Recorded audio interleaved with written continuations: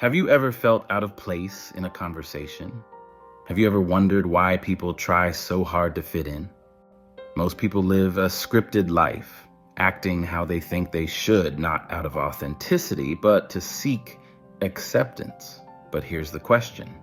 Acceptance from whom? Think about it. How many times have you sat through meaningless conversations to avoid seeming rude? How often have you laughed at unfunny jokes?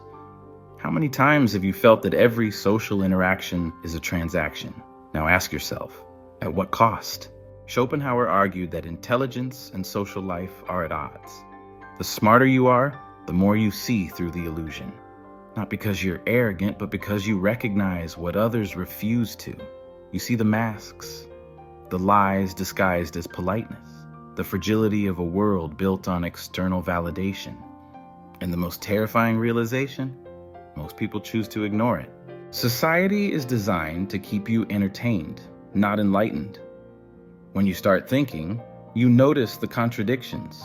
You realize that most relationships are shallow, most conversations are noise, and that trying to fit in is a form of self-betrayal. And here lies the dilemma. If you're aware of this, you also bear the weight of the loneliness that comes with it. Let's be honest, the more you think, the less you fit in. People sense it. They see that you don't engage in social rituals with the same blind enthusiasm. That unsettles them. Your mere presence threatens their comfortable illusions. Schopenhauer put it bluntly. Solitude is the fate of all great minds, and that hurts. Society teaches us that happiness comes from connection, but what happens when most of those connections are empty? What happens when you realize that the cost of socializing is mediocrity? You withdraw. You start valuing your time more than other people's approval, and at first, loneliness feels like a punishment.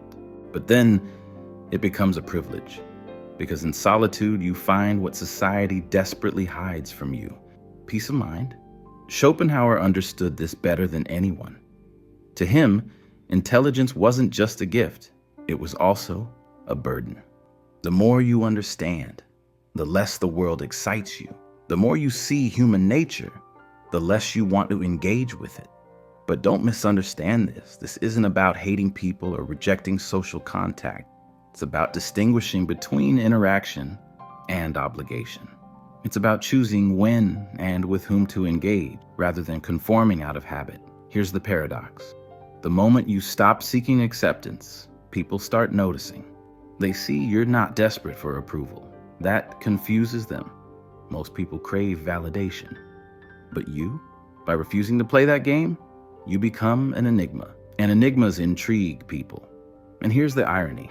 The less you seek social validation, the more power you have over it. So the next time someone says you should be more social, remember this. It's not you who's wrong. You've simply seen the truth. And the truth is uncomfortable for most people. And here's where it gets even deeper. When you fully accept that social validation is meaningless, something else becomes clear. Silence. Silence becomes your greatest ally, and that terrifies others. We live in a world of constant noise, social media, trivial conversations, reaction-driven news. Everything is designed to distract you, because silence forces you to think. And thinking is dangerous. Schopenhauer didn't just understand this, he lived it. He distanced himself from society, not out of hatred, but because he saw that the world's noise only clouds the mind. But don't confuse solitude with isolation. There's a massive difference. Being alone is power. It's the conscious decision to choose depth over superficiality, quality over quantity. Isolation, on the other hand, is a curse. It happens when someone desperately seeks to fit in but can't. When someone craves acceptance but is never truly accepted. And here's the irony. The person who craves validation is often the one rejected. But the person who rejects it by choice, they are never truly alone. When you walk your own path, you attract those who think like you. People who don't need constant noise to feel alive. Because here's the truth. Intelligence is not antisocial. It just rejects the trivial. The great minds of history weren't antisocial, but they didn't waste time on empty conversations. Da Vinci spent years immersed in his work.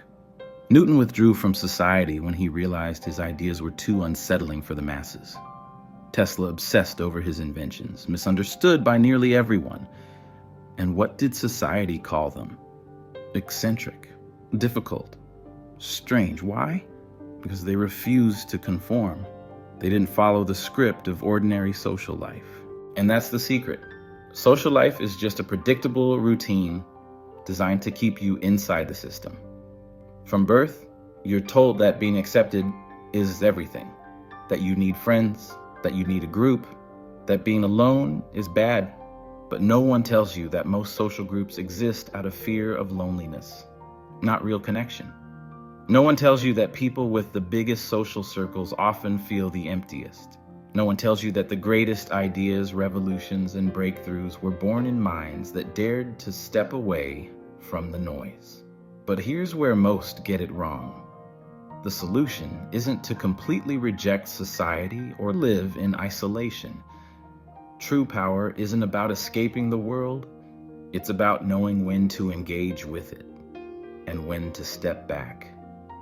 True power is moving in silence when the noise is overwhelming and making an impact when it matters. Because those who truly understand life are neither slaves to society nor fugitives from it. They move strategically, unseen but undeniable. And by the time the world notices them, it's too late. They've already won, without ever needing validation. Schopenhauer said, "Superior intelligence is destined for solitude, not as a punishment, but as an advantage. Because in solitude, you build something real, something meaningful. But most people fear solitude because they've been conditioned to equate it with loneliness. They crave constant validation, filling every silence with noise, every moment with distraction. But true solitude isn't isolation, it's power. It's a space where clarity emerges, where ideas take form, and where you break free from the expectations that keep you trapped in mediocrity."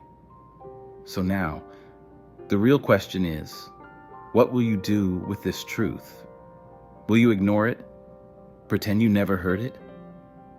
Go back to the farce, adapting to the mold imposed on you? Or will you accept the discomfort of reality? Will you embrace the fact that you will never be understood by the majority? Will you stop betraying yourself just to fit in? Because in the end, there are two types of people: those who conform and those who find themselves. Which one are you?